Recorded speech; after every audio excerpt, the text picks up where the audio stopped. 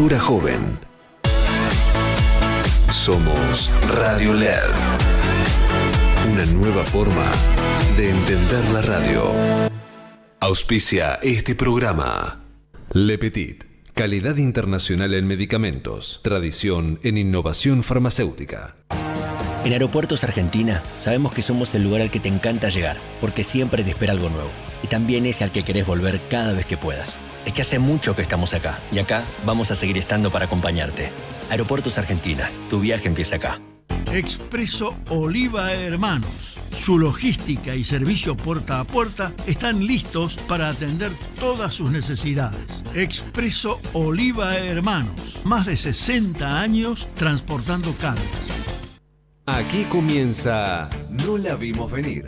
Política, economía, actualidad nacional. No la vimos venir. Para que la realidad no nos encuentre desprevenidos. Con la conducción de Candelaria de la Sota y Alejandro Almendros. No la vimos venir.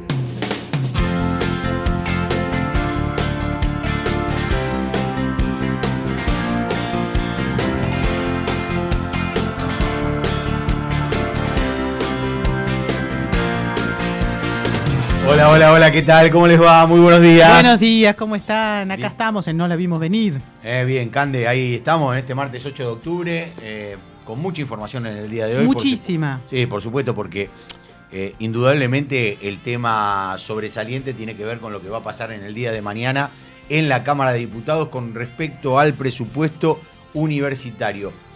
¿Tendrá el gobierno el número necesario para sostener el veto del presidente Milei? ¿O se impondrá la oposición con la insistencia de la ley?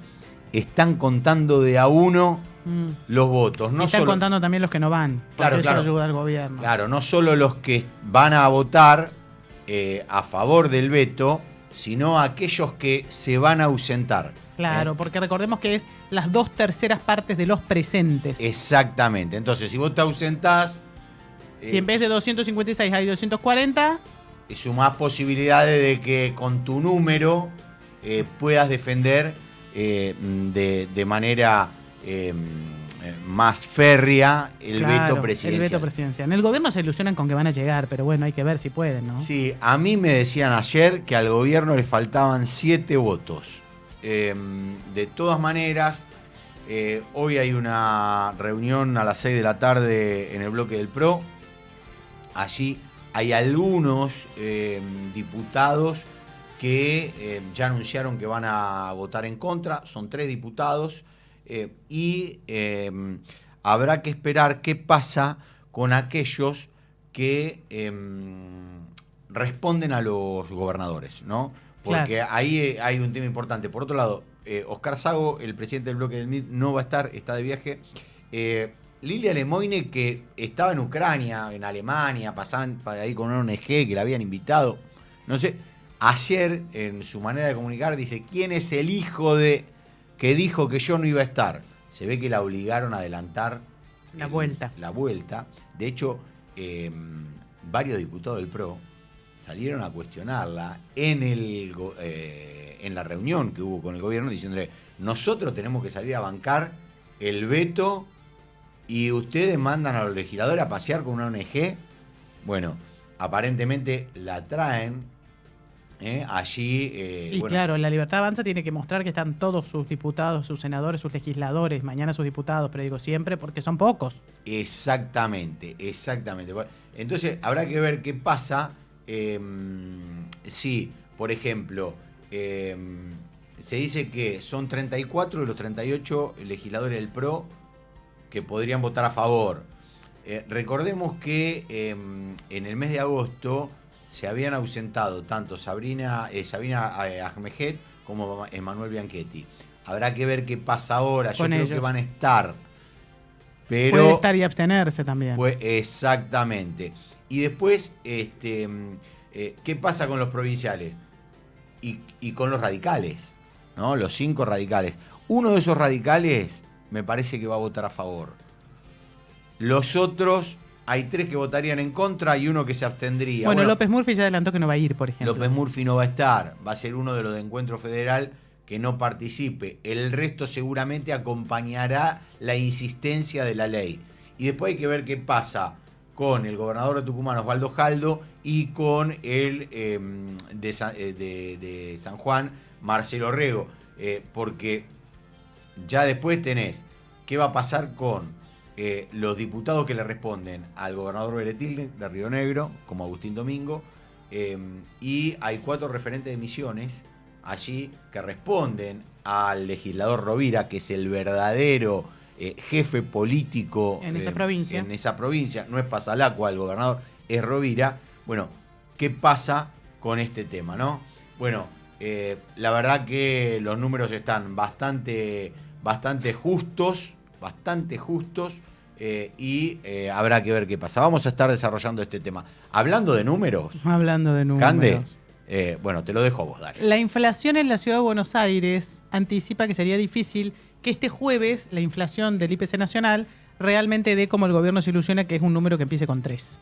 Porque dio ayer 4% la inflación porteña y esto siempre es como una antesala de lo que pasa con el IPC nacional. Pero bueno, habrá que esperar algunas horas para ver qué es lo que da el índice de precios al consumidor el jueves, que el gobierno se ilusiona con que empiece con 3, pero habrá que ver. Estamos en comunicación con Fausto Espotorno. Hola Fausto, ¿cómo te va? Buen día, Candelaria de la Sota, Alejandro Almendros, te saludamos. ¿Qué tal? ¿Cómo les va? Bien, gracias por atendernos. No, de nada. Fausto, ¿cómo estás viendo estos números, por ejemplo, ¿no? Esta que decíamos recién de la inflación porteña y la posibilidad de que la inflación del IPC nacional el jueves dé, si es que existe esa posibilidad todavía, un número que empiece con 3 y no con 4? Mira, a nosotros que medimos la inflación en Gran Buenos Aires, nos dio 3,2, de hecho. Lo que pasa es que también es cierto que, ojo, que la ponderación de la inflación porteña es un poco diferente a la ponderación de la nación. Bien. ¿Por Entonces, qué? ¿Porque distintas categorías o porque está más actualizado? No, porque son diferentes canastas, ¿no? Claro. Y eso es un dilema, porque históricamente no existía la inflación nacional. La inflación nacional se empieza a medir a partir del 2016, cuando se reconstruye el IPC, ¿no? Claro. Anteriormente se medía la inflación de Gran Buenos Aires, pero los ponderadores eran nacionales, ¿no? O sea, el INDEC tomaba datos en el Gran Buenos Aires, pero cuando ponderaba y cuando miraba la canasta, miraba la canasta de la nación, de lo que salía en la encuesta nacional de los hogares. ¿Por qué hago este comentario? Porque nosotros, por ejemplo, las consultoras privadas en general, mantenemos el esquema antiguo, o sea, medimos la ponderación del nacional, pero con las mediciones generalmente de Gran Buenos Aires por una cuestión de costos, ¿no? Y eso hace que los 3 números en general de las consultoras, el de la Nación y el de la Ciudad de Buenos Aires, puedan diferir un poco en el corto plazo, porque esto está hablando del mes a mes. Después en el largo plazo, cuando miramos el 12 meses, más o menos dan todos iguales, ¿no? Claro, la tendencia está clara. Ahora, ustedes ven, y por lo que están midiendo, una tendencia a la baja que consolidaría un poco lo que el gobierno está buscando, que en este mes el número empiece con 3 y no con 4, que traería bastante alivio. Exacto, nosotros estamos esperando eso, ¿no? Y de hecho, hablando con otras consultoras, todas las que yo vi, por lo menos con los que conversé, están midiendo alrededor de entre 3 y 3,5, ¿no? La desaceleración del índice de precios al consumidor, Fausto, ¿se debe solamente a la recesión? No, en realidad, a ver, no es esa la causalidad. La baja de la inflación es porque baja la cantidad de dinero. Siempre recordemos que siempre hablamos cuando hablamos de inflación hablamos de la baja de los precios, estamos hablando de que el dinero deja de perder valor, ¿no? Entonces, lo que sucede en el fondo es que con el gobierno manteniendo el equilibrio fiscal y una política monetaria más o menos ortodoxa. ¿Por qué digo que más o menos? Bueno, porque todavía tiene escombros del lado monetario. Eso es lo que causa la baja de la inflación. Ahora, es como cuando vos tirás de un carro de trenes, ¿no? Tirás de un carro del primer carro y después de atrás vienen atados otros carros que te generan otros efectos, ¿no? Entonces vos tratás de frenar la inflación, tirás del carro de monetario y fiscal, bajás la inflación, pero atrás está atado el carro de la actividad económica y es lo que ves como una recesión, ¿no? Sí, claro. Está claro. Ahora, ¿vos crees que hay indicios? Porque muchos dicen, de hecho lo dijo el ministro Caputo el otro día, que lo peor ya pasó, como diciendo, la peor parte de aplicar este plan económico, que incluyó un parate económico fuerte, esta baja de la inflación y otras variables macroeconómicas, ya pasó. ¿Lo peor ya pasó en materia de caída de la actividad económica? Sí, claramente. ¿Y se ven, y ustedes observan signos de recuperación? Porque todavía el consumo no despierta lo suficiente. No, claro, exactamente, esa es la palabra. Estamos viendo signos de recuperación en casi todos los sectores, o por lo menos en el peor de los casos, de que no siguen cayendo, ¿tá? Que no es lo mismo. Claro, que no es lo mismo que recuperarse. Que no es lo mismo que recuperar. Pero sí, entonces en ese sentido sí uno diría, bueno, ya la peor parte ya pasó, tanto de la recesión como de la inflación incluso, ¿no? Ahora bien, siempre y cuando no se cometan errores de política económica, etcétera, pero así como están las cosas, parecería ser que la recesión se está quedando atrás de a poquito, y ojo, no para todos igual, ¿no? Y además acá hay de fondo hay que entender otra cosa. Acá hay un cambio de precios relativos en la economía importantísimo. Aunque sí, o sea, entre el ajuste, el ordenamiento de tarifas, la mayor apertura económica que está planteando el gobierno ahora con esta baja de aranceles que se planteó hace unas semanas, y esperemos en el futuro una salida del cepo, todo eso hace que los precios relativos cambien o vayan cambiando de forma muy importante. Entonces, ¿qué significa esto? Bueno, que va a haber cambios en qué sectores, va a haber cambios en los sectores que ganan y en sectores que pierden. Y esto es importante a la hora de recuperarse, porque cuando estás recuperándote vas a ver sectores que se van a recuperar menos y sectores que se van a recuperar mucho más de lo esperado. Y eso es un cambio, vamos por así, de la estructura económica, de la estructura de consumo, de la estructura que tiene la economía argentina. Por eso es que no es homogéneo, ¿no? Claro. Dijiste salida del cepo que como con una mirada optimista. ¿Vos crees que la salida del cepo está cerca? Yo creo que sí. ¿Para este año? Bueno, sí, yo creo que está más para fin de año, así que puedo errarle por unos meses, unas semanas. Pero antes de que termine el año. O antes de que termine el año o a principio del año que viene, vamos a ponerlo así en términos generales. Ayer había, Fausto, circulando una información en economía que tenía que ver con que la negociación con el Fondo Monetario Internacional podía llegar a postergarse bien entrado el 2025, después algunos decían que después del segundo semestre del 2025, y esto evidentemente traería también una falta de dólares que el gobierno necesita, y muchos hablaban justamente de que la salida del cepo se iba a postergar durante todo el año próximo. ¿A qué argumentás o cuál es tu argumento para decir que puede llegar a estar a fin de año? A ver, por las condiciones, porque yo creo que de aquí a fin de año, vamos a ponerlo de esta manera, las condiciones para salir del cepo van a ir mejorando, o por lo menos no van a ir empeorando. No sé si el año que viene podés lograr lo mismo, ¿no? ¿En qué condiciones me refiero? Bueno, vos para salir del cepo necesitas varias cosas. Primera cosa que necesitas es que converjan los dólares. Que los dólares converjan lo más que se pueda. Y hoy están convergiendo los dólares. Claro, hoy tenés un blue de 1185 y un oficial de casi 1000 que con proyección a estar en 1020 para fin de año. Más teniendo en cuenta que los exportadores y los importadores, pero no te interesa realmente el dólar. Lo que te interesa es los efectos que puede causar una salida del dólar sobre la devaluación, ¿no? Que puede causar la salida del cepo. Entonces, ¿por qué te digo esto? Porque los dólares que estamos viendo, que estabas mencionando, son los dólares oficiales que no los usa nadie, ¿no? La mayor parte de la economía los exportadores usan un dólar blend, que es un poquito más alto, y los importadores son los más importantes, ¿no? Y los importadores usan un dólar con el impuesto país, ¿no? Entonces, a fin de año, ¿qué pasa además? A fin de año se cae el impuesto país.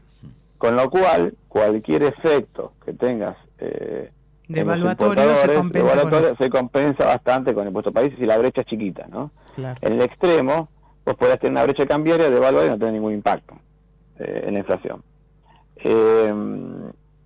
Entonces, digo, esas condiciones se van a dar a fin de año, no se van a dar después. ¿Y el nivel de reservas es importante? Y el nivel de reserva es importante Pero tengamos en cuenta que vos con cepo cambiario perdés reservas, en general, es la regla.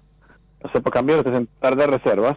¿Por qué? Porque el cepo cambiario lo impide la entrada de capitales.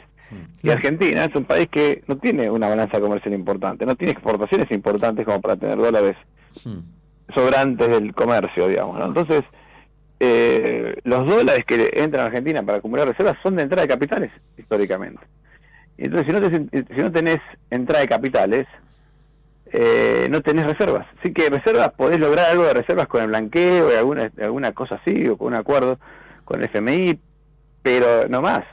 Entonces, ¿qué pasa? Para mí, de acá a fin de año vas a tener oportunidades atractivas para salir de cepo, se te vaya viendo el panorama, vas a ver cómo la brecha se achica, alguna reserva más tenés por el tema del cepo, del blanqueo, vas a ver también cómo tenés oportunidad de bajar precios por el tema de la caída del impuesto país, etcétera. No creo que el año que viene tú puedas sostener todo eso. Claro, además es un año electoral, ¿no? Es difícil. No, pero además, no solamente por elecciones, pero la balanza comercial argentina, si la economía empieza a recuperarse, te va a hacer un agujero en dólares.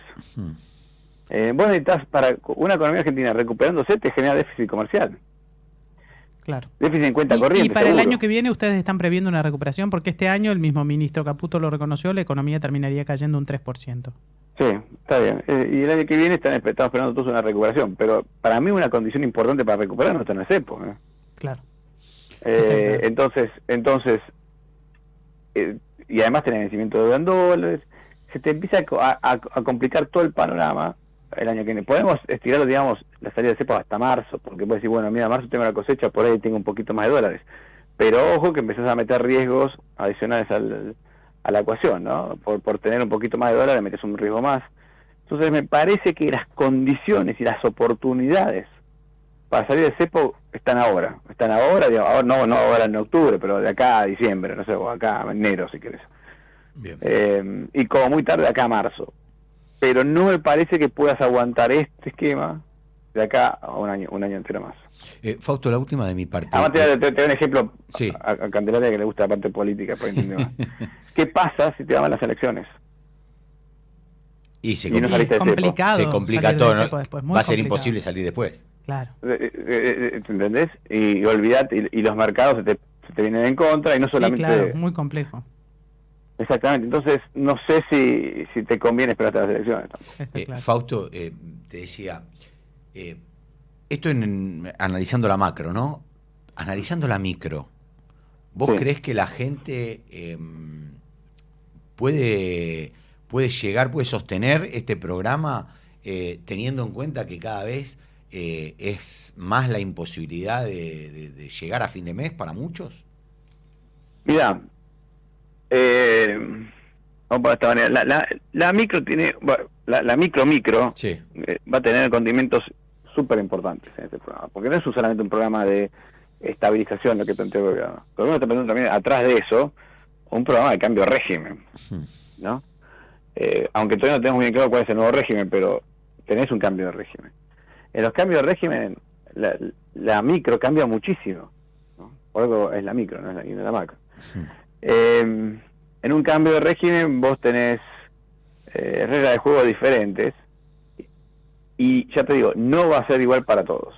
Algunos si el cambio de régimen efectivamente se logra, algunos van a mejorar considerablemente, dependiendo del sector, y otros van a tener que adaptarse, ¿no? Ahora, en lo que es ingresos personales, bueno, lo que estamos viendo, datos de empleo y salarios que están también mejorando. El salario real está mejorando, el dato de empleo está mejorando. En el dato de salario real, ya los últimos números fueron muy positivos. Realmente, cuando vemos los mensuales, con subas bastante relevantes. Los interanuales no tanto. Claro. Porque comparar contra el año anterior... Bueno, la comparación va a ser a partir de diciembre, ¿no? Todavía sigue bajando, claro. Pero creo que eso va a seguir pasando, con lo cual va a seguir viendo una recuperación del salario. Acá siempre hay un proceso que pasa en Argentina, que es típico. En Argentina y en el mundo, que el empleo es una variable rezagada. O sea, primero empieza la recuperación de la economía y después la mejora de los indicadores laborales. Y de los indicadores laborales, lo primero que mejora es el salario formal, del sector formal, privado, Sí, que son Y solo 6 después- millones de personas.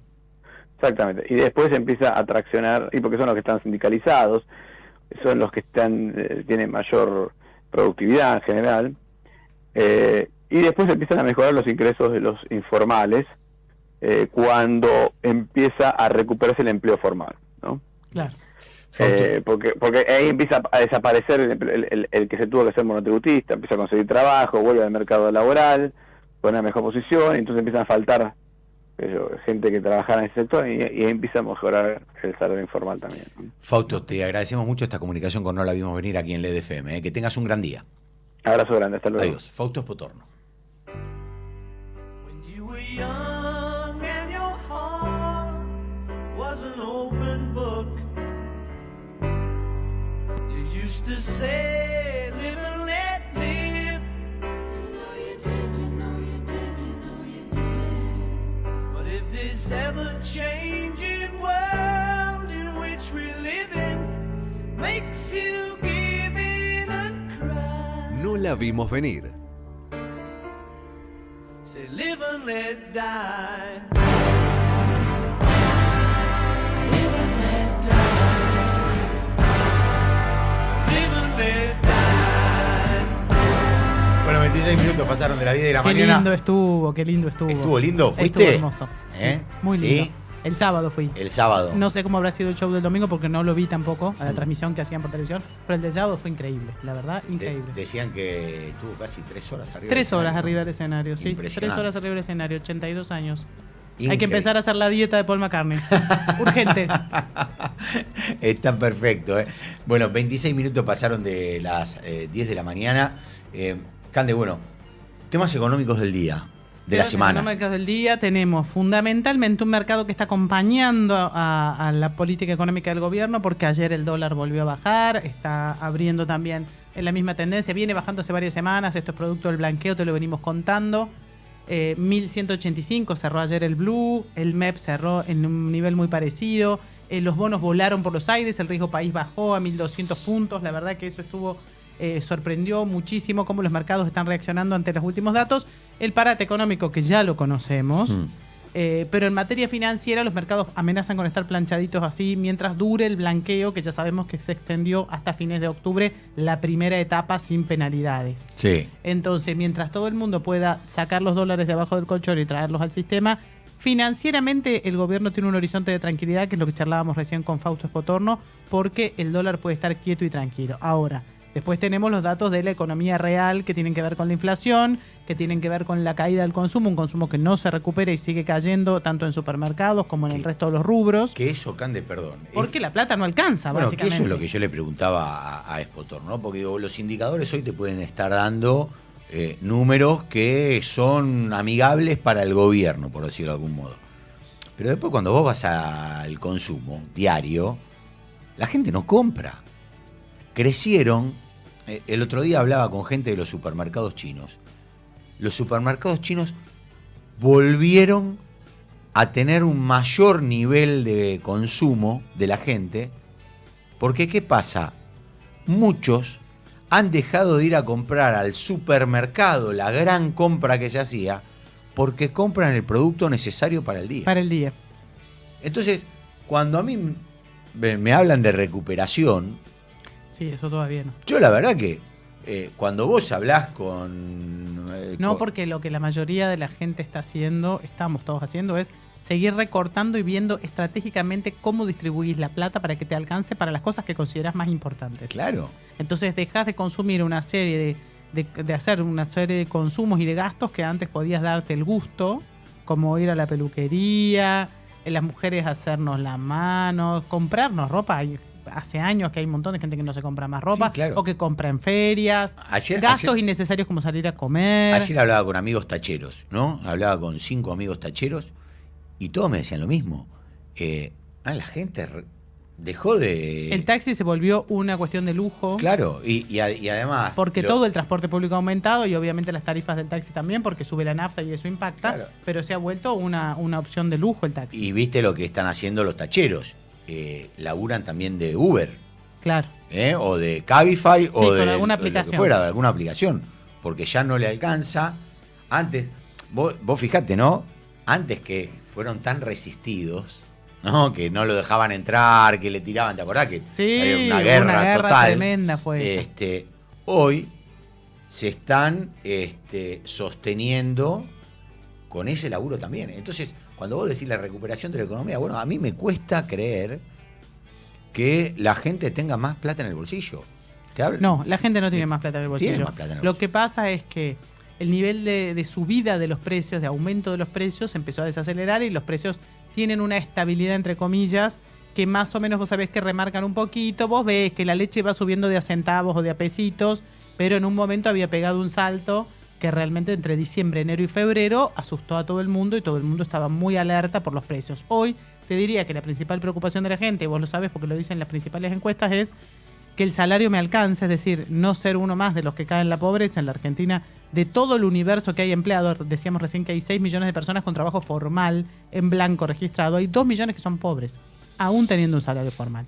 Porque hay 2 millones que con ese salario formal en blanco y registrado no alcanzan a cubrir la canasta básica mínima de combo de alimentos, gastos de transporte, alquiler de vivienda y gastos de colegio de los chicos. Entonces, trabajás, pero seguís siendo pobre. Y esa es la realidad que va a costar mucho dar la vuelta, porque cuánto se tiene que recuperar una economía y cuánto se tienen que recuperar los salarios para que eso se revierta. 31 minutos pasaron de las 10 de la mañana. Uno de los temas que se dio durante el fin de semana tenía que ver con las elecciones internas en el radicalismo en la provincia de Buenos Aires, en donde me parece que se definía más que una elección, una postura que iba a adoptar el partido o que iría a adoptar el partido a partir de ese momento con respecto a lo que tiene que ver con el gobierno nacional también. Estamos en comunicación con el secretario general de la Convención de la Unión Cívica Radical, Hernán Rossi. Hola Hernán, ¿cómo estás? Buenas tardes. Candelaria de la Sota, Alejandro Almendros, te saludamos. ¿Cómo están? Buenos días, gracias. Bien, gracias por atendernos. Bueno, Hernán, ¿cuál fue el resultado de la elección? Digo, porque desde el lado de Miguel Fernández dicen que ganaron ellos por casi 8.000 votos, y desde el lado de Domenichini, que responde a la línea de Lustó, en donde también entiendo que estás en esa línea, dice que ganaron por aproximadamente un 1% de los votos, ¿no? Bueno, lo primero que quiero decir es que el proceso del domingo fue un proceso muy pacífico, donde no se recepcionaron denuncias de ningún tipo, donde el afiliado radical participó, si me preguntan a mí, en un número razonablemente importante. 80.000 personas casi, ¿no? 79.660 tengo. Claro, teniendo en cuenta que bueno, lo tenemos que decir, que los partidos políticos estamos pasando en su conjunto por un proceso donde la sociedad nos mira muy de reojo, ¿no? Y no nos tiene como a la altura de las circunstancias frente a las dificultades por las que ya hace muchos años atraviesa el país. Lograr generar estos procesos de movilización partidaria interna siempre es difícil, es una apuesta. El radicalismo es un partido que tiene una vieja tradición política que además queremos sostener de democracia interna, con lo cual fue una buena jornada en términos electorales. En segundo lugar, la pregunta que vos hacés, claramente el resultado fue muy ajustado, muy reñido, y es razonable que las dos listas en las primeras horas de la noche del domingo se hayan autoproclamado ganadoras, porque estamos hablando de una diferencia por las actas que existen, muy ajustada. Estamos hablando de una diferencia entre 500 y 800 votos en lo que nosotros sabemos a favor de la lista de Pablo Domenichini. Lo que ocurrió luego es que la Junta Electoral Partidaria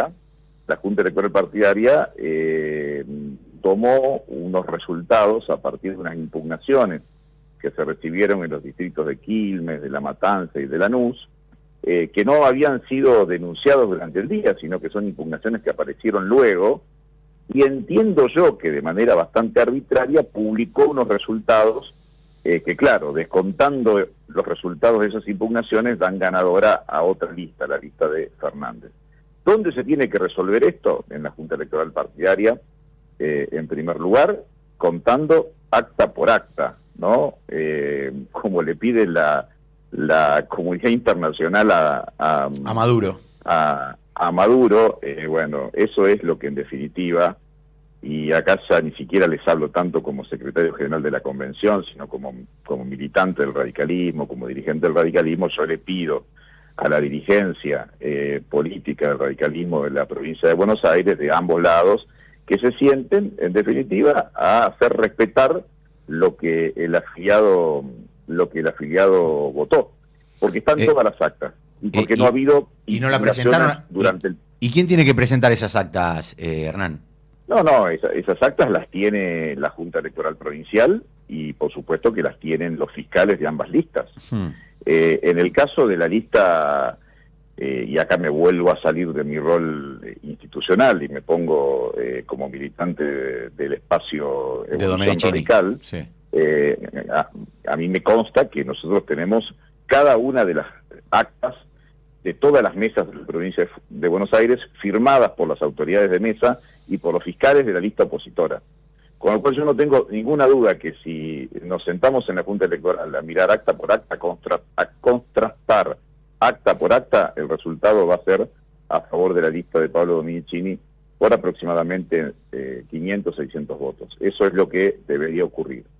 Si eso no ocurre, la Junta Electoral de la provincia de Buenos Aires estaría incurriendo, incluso en alguna violación, no solo a la Carta Orgánica de la provincia de Buenos Aires, a la Carta Orgánica Nacional del Partido, sino incluso a las leyes electorales nacionales, con lo cual yo espero no tener que llegar a un proceso de judicialización, que logremos celebrar el enorme proceso de movilización que tuvimos, dada las circunstancias que vivimos, y que tengamos nuevas autoridades en la provincia de Buenos Aires, como las venimos teniendo en otras provincias, ¿no? Hace poquito se terminó, por ejemplo, de conformar el Comité Provincia en la provincia de Córdoba, ustedes me están hablando, y eso tiene que funcionar así en todo el país, porque además no se eligen solamente autoridades al Comité Provincia, se eligen autoridades a la Convención Nacional Partidaria, que es la que va a tener que resolver en los primeros meses del año que viene nuestro programa de gobierno y nuestra política de alianzas. Hay mucho en juego, muchísimo Hernán, en juego. ¿cómo, hablando de política de alianza, de relación con el gobierno, cómo van a votar en el día de mañana los diputados radicales? Y quería preguntarte también qué pasa con esos 5 diputados, que en realidad son 4, porque si mal no recuerdo, uno es de un acuerdo con, uno de los diputados tiene un acuerdo con el partido de Corrientes. Digo, esos 4 diputados, ¿qué va a pasar? Digo, ¿qué es lo que saben ustedes, teniendo en cuenta que, bueno, ya creo que Campero y Picat ya anunciaron que van a votar apoyando el veto de Milei? A ver, los diputados radicales tienen el mandato del partido de votar en contra del veto presidencial. Estamos hablando incluso de una ley que fue impulsada en el Congreso de la Nación, como había ocurrido antes con la ley de movilidad jubilatoria por el propio radicalismo. ¿No? Es un trabajo parlamentario de construcción de consensos muy importante. Los legisladores del radicalismo tienen que votar en contra del veto presidencial. En el caso de los diputados que fueron preventivamente desafiliados, o sea, se les suspendió de manera preventiva su afiliación porque nosotros entendemos que hay inconducta partidaria, y si querés ahora desagregamos un poco por qué entendemos eso. Bueno, tienen la posibilidad de redimirse. De todas maneras, están ante un proceso interno, siendo juzgados por el Tribunal de Ética Partidaria. Eso, y bueno, tendrá que ser el Tribunal de Ética el que resuelva si hay una sanción que puede llegar incluso hasta la expulsión. ¿Y eso cuándo puede salir? Y luego ellos... ¿Cómo? ¿Cuánto tiempo puede tardar en salir esa resolución? Tiene que ocurrir todo antes de la próxima reunión de la Convención Nacional, porque el Pleno de la Convención Nacional es el ámbito de apelación. Claro. ¿Y eso claro, cuándo es la próxima convención? Y por ley la tenemos que hacer o a fin de este año o a comienzos del año que viene. Ustedes saben que los partidos políticos estamos regulados por ley y la convención del partido se tiene que reunir. El Tribunal de Ética está integrado por correligionarios de enorme prestigio, la exdiputada Alicia Tate, el exdiputado Juan Pedro Tunesi y el exgobernador de Misiones, Ricardo Barrios Arrechea. Ellos tienen en sus manos hoy todo el procedimiento para ver qué es lo que efectivamente ocurrió, y habrá a la brevedad seguramente un veredicto por parte de ellos. Por supuesto que estos diputados pueden, como te decía, apelar, y el ámbito natural de apelación es la Convención Nacional. Pero lo importante para nosotros es esto: el radicalismo es un partido de ideas, y está bien pensar distinto en algunas cosas, y está bien disentir. Hay lugares en los cuales se tienen que canalizar esas diferencias. Ahora, hay algunos temas en los cuales el radicalismo no se puede diferenciar. Nosotros somos el partido de la reforma universitaria, que entronca con la ley 1420. Así no se puede ser radical y votar a favor de este veto que impulsa el presidente Milei. El radicalismo es el partido, decía Lenin, de los desposeídos, de los más humildes, diría el peronismo. En los tiempos de hoy, de los que más necesitan de la tutela del Estado. El radicalismo no puede votar en contra de los jubilados. Hay cosas en las cuales no nos podemos diferenciar. Pero además hay una tercera. Los radicales decimos que somos el partido de la ética. Bueno, la ética indica que nosotros no podemos cambiar de opinión en un mes y medio. Estos 4 diputados cuya afiliación ha sido suspendida preventivamente participaron del proceso de elaboración, de discusión, de debate y de sanción de la ley de movilidad jubilatoria. Un mes y medio después habían cambiado de opinión sin poder justificar ese cambio de opinión, y luego de sacarse una selfie en la Casa Rosada con el presidente. Y eso es una falta grave en términos éticos.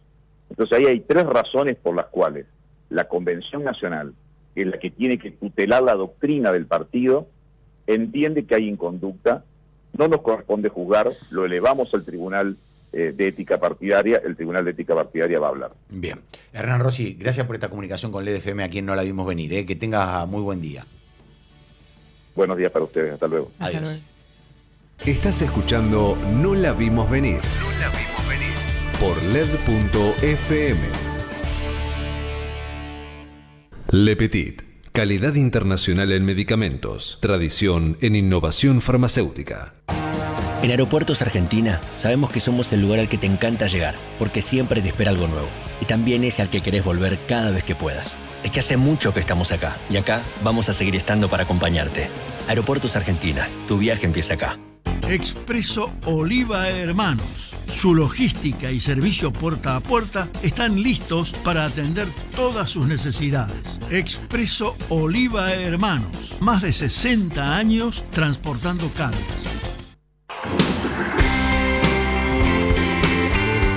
No la vimos venir.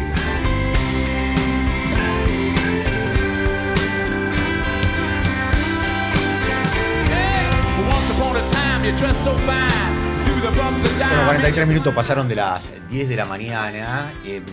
No hablamos, Cande, de lo que fue ayer un cimbronazo político, por decirlo de alguna manera, que tiene que ver con la carta de la expresidenta Cristina Fernández de Kirchner, diciendo y postulándose como candidata para presidir el Partido Justicialista. O sea, que digámosle a la gente 2 cosas. Primero, la elección del justicialismo va a ser el 17 de noviembre. El Día del Militante. El Día del Militante. Y hay tiempo para la presentación de listas hasta el 19 de octubre. Bien. Hasta ahí es donde se puede presentar la lista. Sábado 19 de octubre. Exacto. Por eso hablaban de lista de unidad.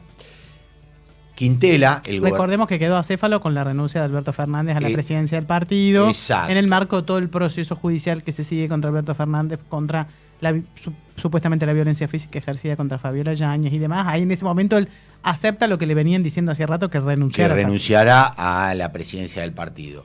Digamos, como máxima autoridad, por decirlo de alguna manera, quedó Gildo Infran como presidente de la convención del Partido Justicialista, y Gildo Infran es uno de los operadores políticos que tiene Cristina Fernández de Kirchner para tratar de juntar a los gobernadores para lograr ese apoyo. Y por otro lado, José Mayans, la dupla formoseña, ¿no? Digo, Gildo Infran como gobernador y José Mayans como legislador, como presidente del bloque del Senado, es el que está tratando de juntar a los senadores, que iban a tener una reunión en esta semana para tratar de mostrar una postura conjunta al apoyo de Cristina Fernández de Kirchner. Por otro lado, Ricardo Quintela, el gobernador de La Rioja, que venía... Hace rato viene postulándose. Exactamente, en este momento está en la provincia de Neuquén, allí juntando apoyo. Se necesitan 5 presidentes distritales, claro, que apoyen la postulación.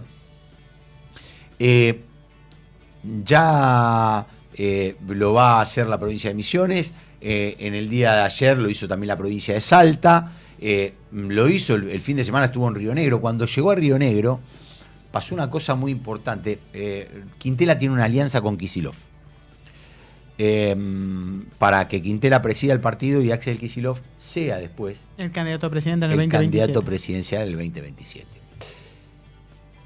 Quintela estaba en Río Negro, allí lo recibió María Eugenia Soria, quien es la intendenta de General Roca, lo recibió también el ex ministro de Justicia, también Soria. La familia Soria es muy importante en Río Negro, claro. Y cuando estaba en esa reunión recibió el llamado de Axel Kicillof, que todavía estaba en México. Kicillof mantiene el apoyo para Quintela, no va a hablar, no lo va a decir. Acordaron eso con el gobernador de La Rioja, pero va a hacer jugar a toda la tropa kicilofista, por decirlo de alguna manera, de la provincia de Buenos Aires, en la interna a favor del gobernador riojano. Y allí, bueno, empieza... Y eso tensa las relaciones entre Axel Kicillof y Cristina Fernández de Kirchner de una manera impensada. Exactamente. Para Axel Kicillof no es lo mismo Cristina que Máximo. Hay una diferencia importante ahí. Kicillof cree que él, por su condición de gobernador, tiene que ser el máximo representante del peronismo en la provincia de Buenos Aires. Que hoy ese cargo lo tiene Máximo Kirchner. Máximo Kirchner, que en su momento dijo que iba a llamar elecciones conjuntas en la provincia de Buenos Aires para hacerla juntamente con el justicialismo a nivel nacional. Claro, ¿qué pasaba? En ese momento Cristina todavía no era candidata. Sería mucho para el partido tener a Cristina Kirchner de candidata, de presidenta del Partido Justicialista a nivel nacional. Y a Máximo Kirchner en la provincia. Que eso podría suceder por un año, porque Máximo tiene mandato hasta diciembre del año próximo. Aunque hay algunos que le piden que renuncie. Bueno, así está dada el cuadro de situación, y por esto, es que Cristina Kirchner empezó a levantar el perfil. Ahora, con todo respeto, ¿no? Sí. Mucha pelea puertas adentro, mucho que fecha, que cargo, que quién va en cada lado.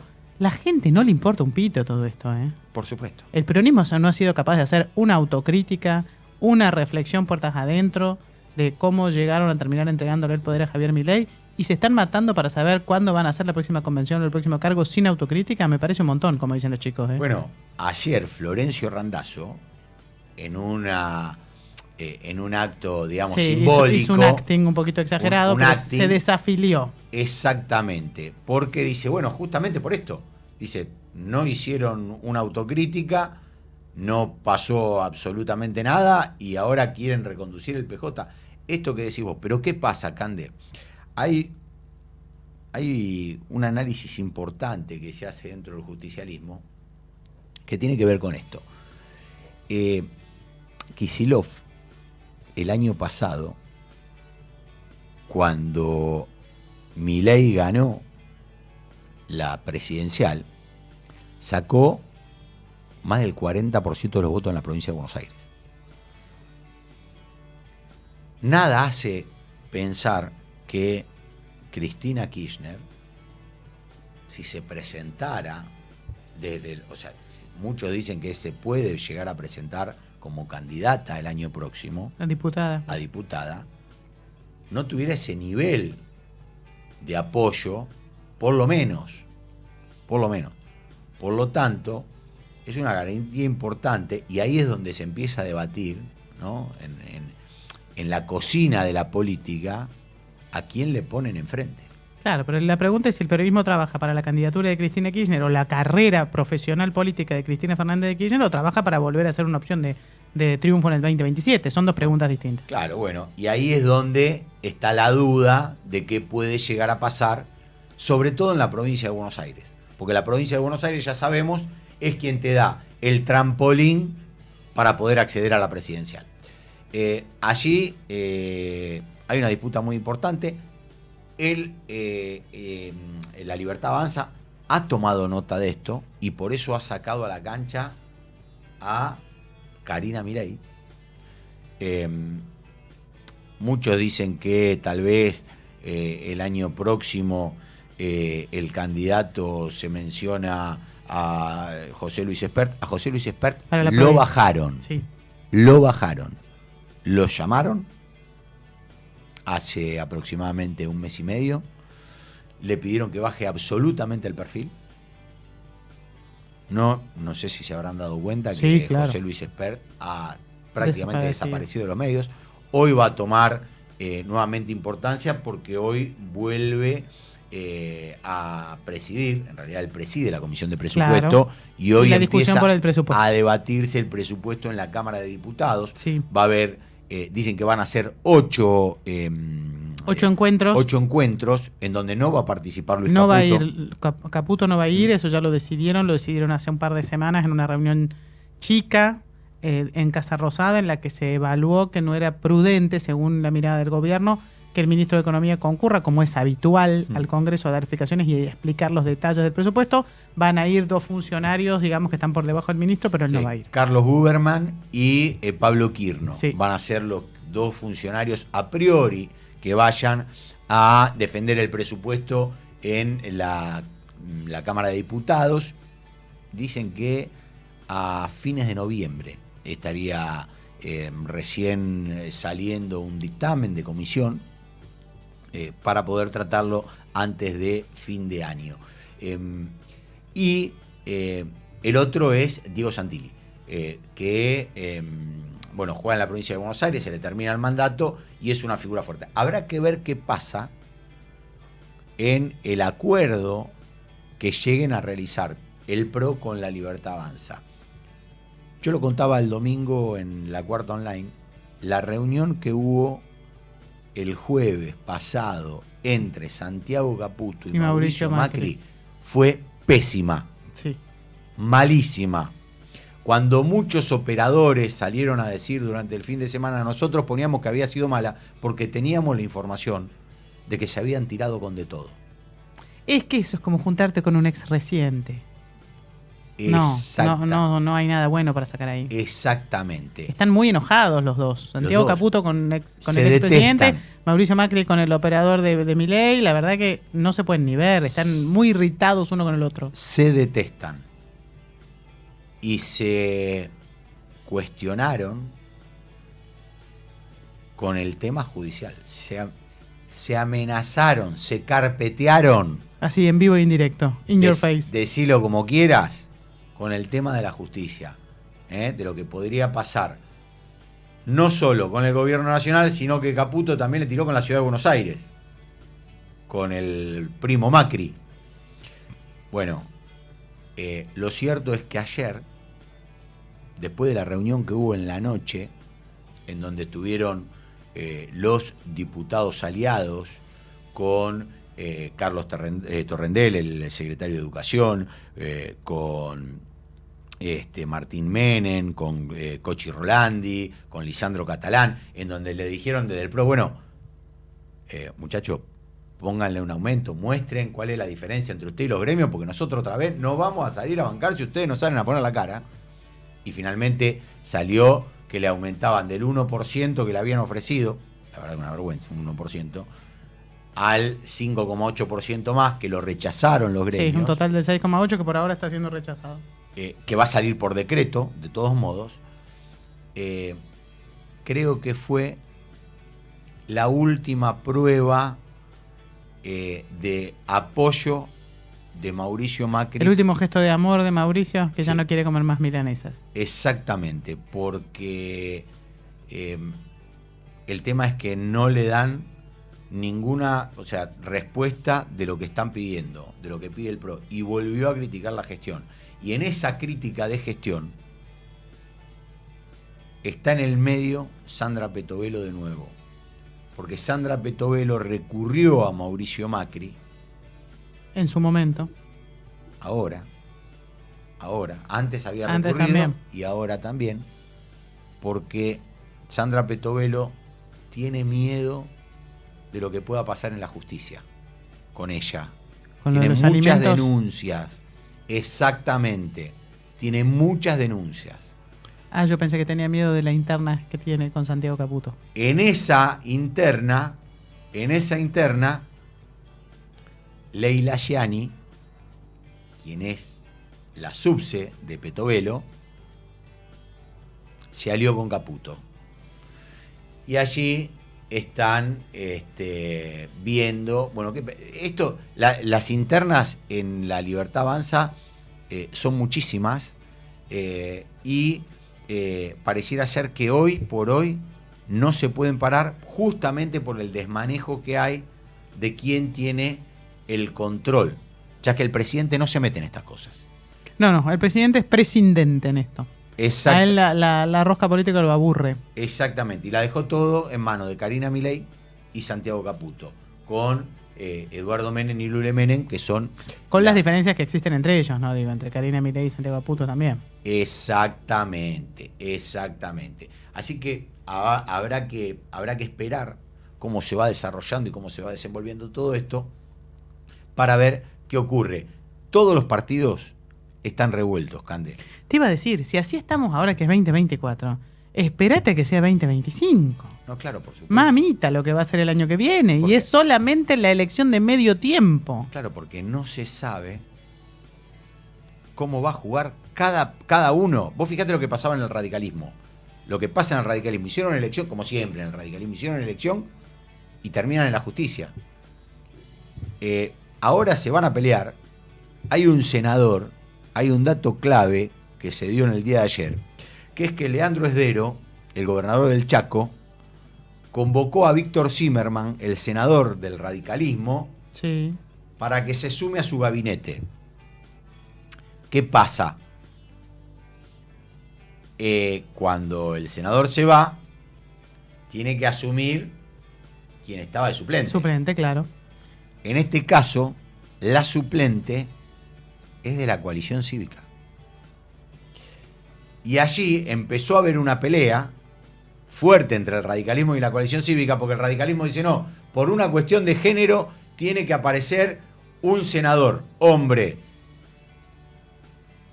Pero ya hay un antecedente que pasó con la senadora Lucila Krexel Sí. y el senador que la reemplazó. Por lo tanto, de eso se está aferrando Lilita Carrió para obtener lo que nunca pudo, que es un senador de la coalición cívica. Bueno, en todos lados se cuecen habas. Tremendo. Estamos con ¿Eh? un clima terrible. Y en La Libertad Avanza ni te cuento. Y en el peronismo ni te cuento. Por lo tanto, habrá que esperar cómo se suceden las cosas. Lo cierto es que todo va a depender de la economía, Cande. Sin duda. Y eso es lo que más le importa a la gente. ¿Cómo hace para estirar el bolsillo, para que la plata le rinda más? Y eso es lo que por ahora nadie está debatiendo. A ver, sí se debatió el momento de los jubilados, la oposición no pudo revertir el veto presidencial. Vamos a ver mañana qué pasa con el tema del financiamiento de las universidades, porque fue una marcha muy masiva, la del otro día, casi como la primera. La defensa de la educación pública es algo que aglutina a los argentinos y preocupa porque es la posibilidad de dar el salto y de garantizar la movilidad social ascendente. Pero en el día a día los precios del consumo siguen muy complicados. Los supermercados ya no saben qué promoción nueva a poner para que la gente vaya al supermercado a comprar? Por esto que vos decías, que la gente hace las compras diarias, crecen las compras en el comercio de cercanía, en el almacén, muy poquito, muy selectivas, cada vez son los alimentos y las cuestiones más básicas, cada vez hay menos cosas que pueden considerarse innecesarias o superficiales o que las puedes postergar, y esto impacta en todos los sectores. Sí, porque también impacta en el rubro textil, en la gastronomía y en muchísimos rubros que hacen a la economía. Y con lo que vos decías, Cande, de los comercios de cercanía, se achicó la brecha de precio entre los comercios chicos y el supermercado. Grande. Claro, porque también se dieron cuenta los comercios chicos que la gente no tiene un mango y elige dónde comprar. Claro. Y no compra todo en un mismo lugar. Y además estamos empezando a desarrollar a la fuerza, lamentablemente, una educación de consumidores que cuando algo está muy caro no lo compramos. Exactamente. Que en Europa la tienen, en muchos países del mundo la tienen, que cuando un producto sube de precio exageradamente, como solo por comportamiento de buen consumidor dejas de consumirlo hasta que lo bajen. Bueno, en la Argentina esto ha ocurrido a la fuerza con este parate económico que es muy tremendo este año. Vamos a terminar, como decíamos hoy, con una economía en baja al 3%, pero fue un freno muy de golpe el que el gobierno le puso a principio de año a la economía. Lo peor fue entre mayo y junio, entre abril, mayo y junio. Aparentemente ahora la cosa muy suavemente empieza a dejar de estar tan mal, pero no por eso está mucho mejor.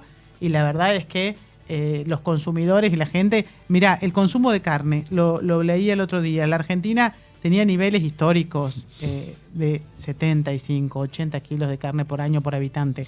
Estamos en 47,8 kilos de carne por habitante por año. Claro, porque la carne es carísima. Esto cayó 12% en septiembre, comparado con septiembre del año anterior, pero es uno de los niveles más bajos de los últimos 100 años de consumo de carne en la Argentina. Un país productor de carne. Sí. Porque claramente, y eso que la carne es una de las cosas que no aumentó tanto comparativamente con otros productos, como los lácteos, que aumentaron muchísimo. Pero igualmente se hace imposible, porque el sueldo no te alcanza, los ingresos no te alcanzan, para poder hacer frente a lo que es una canasta básica alimentaria. Bueno, y ahí también tiene que ver, como todo tiene que ver con todo, nosotros también comentábamos que en el último mes hubo 3 puntos en la caída de la imagen del presidente de la Nación, ¿no? Y esto tiene que ver con el apoyo de muchos sectores blandos, por decirlo de algún modo, que empiezan a haber resentido su bolsillo y con esto también comprometen el apoyo que en un principio le habían dado al presidente de la Nación.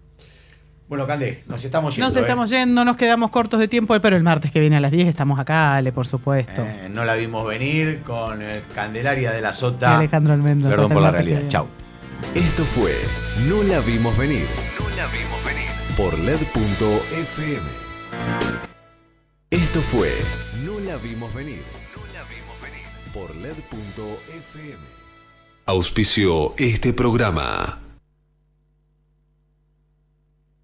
Calidad internacional en medicamentos. Tradición en innovación farmacéutica. En Aeropuertos Argentina sabemos que somos el lugar al que te encanta llegar, porque siempre te espera algo nuevo. Y también es al que querés volver cada vez que puedas. Es que hace mucho que estamos acá, y acá vamos a seguir estando para acompañarte. Aeropuertos Argentina, tu viaje empieza acá. Expreso Oliva Hermanos. Su logística y servicio puerta a puerta están listos para atender todas sus necesidades. Expreso Oliva Hermanos. Más de 60 años transportando cargas. Somos radio en vivo. Somos podcast. Somos música. Somos noticias. Somos cultura joven. Somos Radio LED. Una nueva forma